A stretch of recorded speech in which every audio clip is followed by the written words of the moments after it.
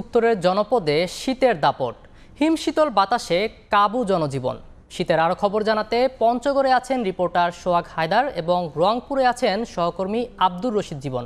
সরাসরি প্রথমেই যাচ্ছি সোহাগের কাছে। সোহাগ, দেখুন, উত্তরের জেলা পঞ্চগড়ে কিন্তু গত দুদিন ধরে তাপমাত্রার পারদ বেড়ে গিয়ে কিন্তু শীতের তীব্রতা কিছুটা কমলেও কিন্তু আজকে বলা যায় যে শীতের তীব্রতা পুনরায় বেড়েছে। আমরা দেখেছি গতকাল রাত থেকে এ জেলায় কিন্তু একটা কনকনে শীত অনুভূত হচ্ছে। আজকে তেঁতুলিয়া আবহাওয়া পর্যবেক্ষণ কেন্দ্রের সাথে কথা বলেছি, সেখান থেকে আমাদের জানানো হয়েছে যে আজকে যে সকাল 6টায় তাপমাত্রা সেটা কিন্তু 9.8 ডিগ্রি সেলসিয়াস রেকর্ড করা হয়েছে। এ নিয়ে এ জেলার উপর আবারও কিন্তু মৃদু শৈত্যপ্রবাহ বয়ে যাচ্ছে। আমরা দেখেছি গত কয়েকদিন ধরে তাপমাত্রার পারদ 11 থেকে 12 ডিগ্রি ঘরে উঠানামা করছিল, এতে করে কিন্তু খানিকটা কম শীতের অনুভূতি ছিল। তবে পুনরায় এ জেলার উপর দিয়ে মৃদু শৈত্যপ্রবাহ বয়ে যাওয়া কিন্তু শীতের যে অনুভূতি সেটা বাড়তে শুরু করেছে এবং আমরা তা সকাল থেকে লক্ষ্য করছি যে শীতের উত্তর পশ্চিম থেকে বয়ে আসা যে হিম বাতাস সেটা কিন্তু তীব্রতা কয়েক গুণ হারে বেড়েছে। আমরা দেখেছি যে গভীর রাত যতই হচ্ছে ততই কিন্তু শীতের তীব্রতা বাড়তেই থাকতেছে। তো এখন বলা যায় যে এ জেলার যে শীতের তীব্রতা সেটা কিন্তু আবারও এই পৌষের শেষ দিন বা মাঘের শুরুর দিকে কিন্তু পুনরায় জেঁকে বসতে শুরু করেছে। আমরা দেখেছি গত কয়েকদিন ধরে যে কয়েকদিন ধরে যে কুয়াশার পরিমাণ সেটাও কিন্তু অনেকটাই কম ছিল, তবে আজকে খানিকটা কুয়াশাও লক্ষ্য করা গেছে। একই সাথে আমরা জেনেছি যে এই শীতের দুই রকম আবহাওয়ার কারণে কিন্তু এখানকার জনজীবনে একটা স্থবিরতা নেমে এসছে। কারণ এই শীতের তীব্রতা কখনো বৃদ্ধি পাওয়া, কখনো কমে যাওয়ার কারণে কিন্তু এখানে যে রোগবালাইয়ের সংখ্যা সেটাও কিন্তু বেড়েই চলেছে। আমরা জেনেছি যে এখানকার যারা নদী কেন্দ্রিক মানুষ রয়েছে তারা কিন্তু শীতের এই সময়টিতে চরম বিপাকে পড়ছে। কারণ অনেকেই আছে যে সকাল 6টার আগেই কিন্তু ঘর থেকে বের হন কাজের উদ্দেশ্যে, কিন্তু এই সকল মানুষ কিন্তু শীতে গরম কাপড়ের অভাবে কিন্তু ঠিক সময় মতো কাজে যেতে পারছে না বলে আমরা জেনেছি।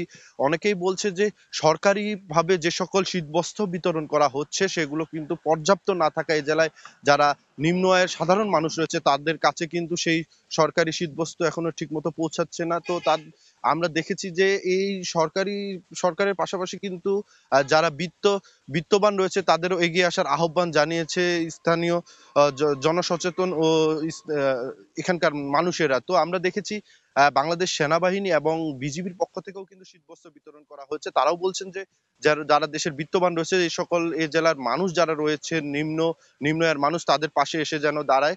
তবে আবহাওয়া অফিস বলছে যে সামনে আরো শীতের তীব্রতা বাড়বে এবং তাপমাত্রার পারদ আরো কমবে। তো এ ছিল পঞ্চগড় থেকে আমার কাছে শীতের সর্বশেষ খবর। আমরা জানবো রংপুরের শীতের খবর, সেখানে আছে সহকর্মী আব্দুর রশিদ জীবন। ডিসেম্বর থেকে শীতের শুরু হলেও মূলত তীব্র শীত জেঁকে বসে জানুয়ারির শুরু থেকে। এবং আমি যদি বলি রংপুর সহ রংপুরের আশেপাশের যে জেলাগুলো রয়েছে সেই জেলাগুলোতে কিন্তু এই মুহূর্তে কনকনে শীতে একেবারে যারা সাধারণ মানুষ রয়েছেন তারা কিন্তু একেবারে কাহিল হয়ে পড়েছেন। এবং বিশেষ করে যারা শ্রমজীবী খেটে খাওয়া মানুষ, ছিন্নমূল মানুষ, তারা কিন্তু এই শীতের শুরু থেকেই কিন্তু মানবেতর জীবন যাপন করছেন। কারণ এই তীব্র শীতে তাদের যেমন বের হতে কষ্ট হচ্ছে, শ্রমজীবীদের কর্মক্ষেত্রে যেতে কষ্ট হচ্ছে এবং একই সাথে তাদের কিন্তু কর্মঘণ্টাও কমে গেছে।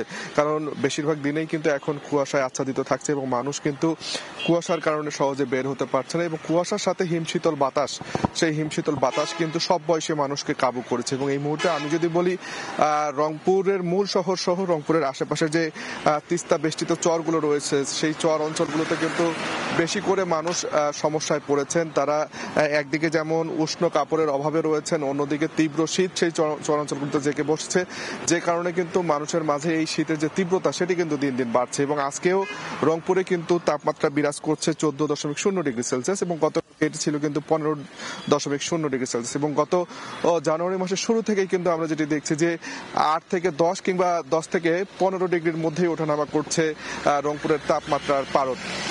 এবং আমরা যদি বলে রাখি রংপুরে কিন্তু যে হাসপাতালগুলো রয়েছে সেই হাসপাতালগুলোতেও কিন্তু সব বয়সী মানুষের যে শীতজনিত রোগ সেই রোগের যে প্রকোপ সেটি কিন্তু বেড়েছে।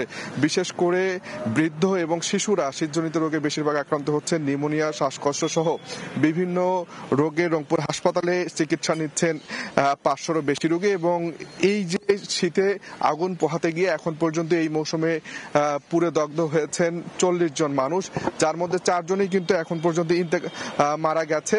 এবং রংপুর হাসপাতাল সূত্রে যেটি আমরা জেনেছি যে এই চারজনই কিন্তু আসলে যারা হচ্ছে একেবারে রিমোট এরিয়ায় থাকেন, যারা দুর্গম চরাঞ্চলে থাকেন, তারা কিন্তু আসলে আগুন পোহাতে গিয়ে কিন্তু অগ্নিদগ্ধ হয়ে কিন্তু মারা গেছেন। এবং রংপুরের জেলা প্রশাসন যেটি বলছে যে শীতার্ত মানুষদের পাশে আসলে জেলা প্রশাসন শীতবস্ত্র নিয়ে থাকছে। এবং আমরা যদি বলি যে এই শীতের যে তীব্রতা সেটি কিন্তু দিনের পর দিন বাড়ছে। তো এই ছিল রংপুর থেকে শীতের সবশেষ চিত্র। শীতের খবর জানতে সরাসরি যুক্ত ছিলাম রংপুরে, এর আগে ছিলাম পঞ্চগড়ে।